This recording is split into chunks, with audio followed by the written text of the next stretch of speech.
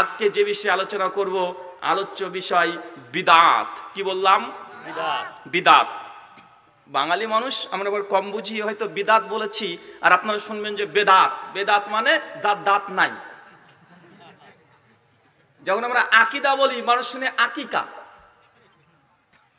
একটা আলোচনা করছিলাম যে আজকের আলোচ্য বিষয় সহি আকীদা, আর মানুষ শুনছে যে আজকের আলোচ্য বিষয় সহি আকিকা, মানে আকিকা কিভাবে দিতে হবে। আলোচনা প্রায় অনেক অংশে হয়ে গেছে। শ্রোতারা বলছে কি ব্যাপার, হুজুর তো আকিকার মাসলাই বললো না এখনো। আকিকার ছেলে হলে কয়টা দেবো, মেয়ে হলে কয়টা দেবো, কত দিনে দেবো, আকিকার মাংস খেতে পারবো কি পারবো না, কয় ভাগ করব, আকিকার ছাগল গরু কেমন হবে, কিছুই বললো না।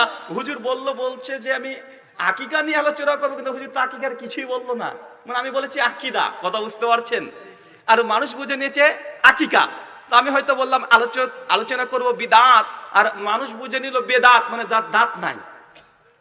বিদআত এটা আরবি শব্দ, বাংলা করলে হয় নতুন। কি বললাম? নতুন। শরঈ অর্থে বিদআত ওটাকে বলে যে আমাদের নবী যে আমল করেনি, সাহাবা রাদিয়াল্লাহু আনহুমরা যে আমল করেনি, তাবাইনরা যে আমল করেনি, এবং মুসলিম উম্মার ইজমা দ্বারা প্রমাণিত নয়, এমন কোন যদি ইবাদত আপনি আমি কেউ করি, এটাকে বলা হয় বিদআত। আর এটা হচ্ছে গোটা বিশ্ব জগতে যতগুলো গুনাহ আছে, শিরকের পর সবচেয়ে ভয়ঙ্কর পাপ নাম হচ্ছে বিদআত।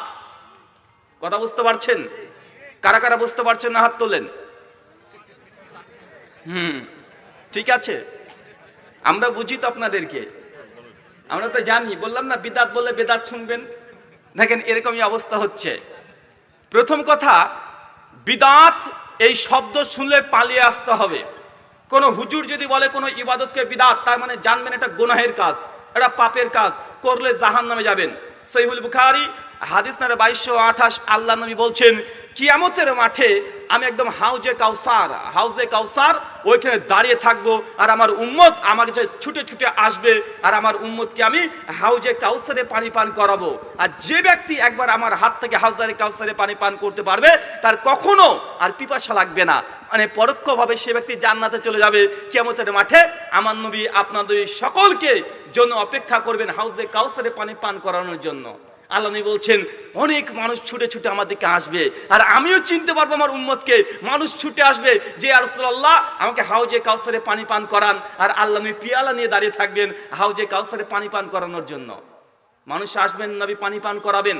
আল্লাহ নবী বলছে এই চলতে থাকবে, এইভাবে চলতে চলতে হঠাৎই আমার মধ্যে আর আমার উম্মতের মধ্যে একটা পর্দা নেমে আসবে। আমি সঙ্গে সঙ্গে ফেরেশতা জিবরাইলকে জিজ্ঞাসা করব, জিবরাইল আমার মাঝে আমার উম্মতের মধ্যে পর্দা কেন, এরা আমার উম্মত।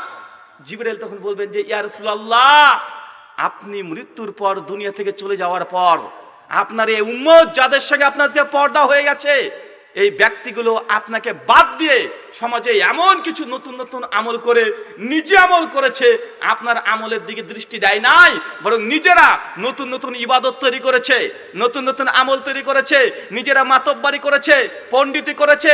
আপনার শরীয়তের মধ্যে আপনি যা আমল দিয়েছেন এগুলোর চাইতে অতিরিক্ত ইবাদত করেছে, নিজেরা বানিয়ে বানিয়ে। তার জন্য আপনার মধ্যে আর আপনার উম্মতের মধ্যে আজকে পর্দা তৈরি হয়ে গেছে। এই পর্দার সরবার নয়, এই পর্দা সরবে না। আল্লাহ রাসূল কথা শুনে সঙ্গে সঙ্গে তার উদ্দেশ্য করে উম্মতকে তখন বলবে সুকান লিমান গায়রি বাদে, দূর হয়ে যা, আমার চোখের সামনে থেকে চলে যা। কারণ আমার দুনিয়া থেকে চলে আসার পরে তোরা নিজেরা মাতব্বারি করেছিলি, আমি যেই ধর্ম দিয়েছিলাম, যে শরীয়ত দিয়েছিলাম, এটাতে সন্তুষ্ট হও নাই, আমার চাইতে তুই বেশি ইবাদত করতে চেয়েছো, এই জন্য তোমার সঙ্গে আজকে আমার কোনো সম্পর্ক নাই। কথা বুঝতে পারলেন না? এটা কে বলবেন বলেন তো? আমাদের দয়াল নবী মুহাম্মদ রাসূলুল্লাহ সাল্লাল্লাহু আলাইহি সাল্লাম, যিনি মানুষকে শাফাত করবেন। কিন্তু আমাদের নবী কিছু মানুষকে কিয়ামতের মাঠে দূর হও, একদম দেখবেন বাড়িতে যদি কুকুর চলে আসে, সেই তাড়িয়ে দিই না ভাই, কথা বলেন, এরকম কিছু উম্মত চলে আসবে। তারা কি করেছিল? নবী যে ধর্ম দিয়েছিল, নবী যে ইবাদত দিয়েছিল, আল্লাহর নবী যে আমল দিয়েছে, আমরা সে আমল তো করেছি, সঙ্গে নতুন নতুন ইবাদত আমরা তৈরি করেছি। আর আমরা মনে করেছি নবী দেয়নি তো কি হয়েছে, ইবাদত তো ভালো, করলে সমস্যা কোথায়, করলে তো করাই যায়, কোরআনে নেই তো কি হয়েছে, হাদিসে নেই তো কি হয়েছে, কাজটা তো ভালো, এটা নবী দেয়নি ঠিক আছে, তো ভালো কাজ করলে সমস্যা কি, এই নামে আমি করেছিলাম, এই জন্য কিয়ামতের মাঠে আপনাকে ছেই ছেই করে কুত্তার মতো তাড়ানো হবে। এটা আমাদের নবী তাড়বেন। আল্লাহ নবী অত সহজে কাউকে তাড়েন না। তাড়েন কথা বলেন? আল্লাহ নবী চান না যে তার কোনো উম্মত জাহান্নামে যাক। মানুষ জাহান্নামে চলে যাবে, জাহান্নামে সার্টিফিকেট পেয়ে গেছে, জাহান্নামে দিয়ে দিবে। আল্লাহ নবী শেষ মুহূর্তে গিয়ে আল্লাহ কাছে বলবে, আল্লাহ এটা আমার উম্মত, আমাকে শাফাত করার অনুমতি দেন। আল্লাহ সুবহানাহু ওয়া তাআলা নবীকে বলবেন, তুমি শাফাত করো, যত বড় গুনাহ করেছে করতে থাক, তারপরে শাফাত করো, তবে শর্ত একটাই, তোমার বান্দাকে দেখো এই জন্য শিরকের কোনো পাপ না করে থাকে। যে শিরক থাকে আর শাফাত চলবে না। কথা বুঝতে পারছেন? তো আল্লাহ নবী কিয়ামতের মাঠে কিছু মানুষকে তাড়িয়ে দিবে, কত হতভাগা। কেন? কারণ ওরা বিদআত যুক্ত আমল করেছে। আপনাকে বোঝানোর চেষ্টা করলাম বিদআত কত বড় ভয়ঙ্কর জিনিস। কি কথা বুঝতে পারছেন?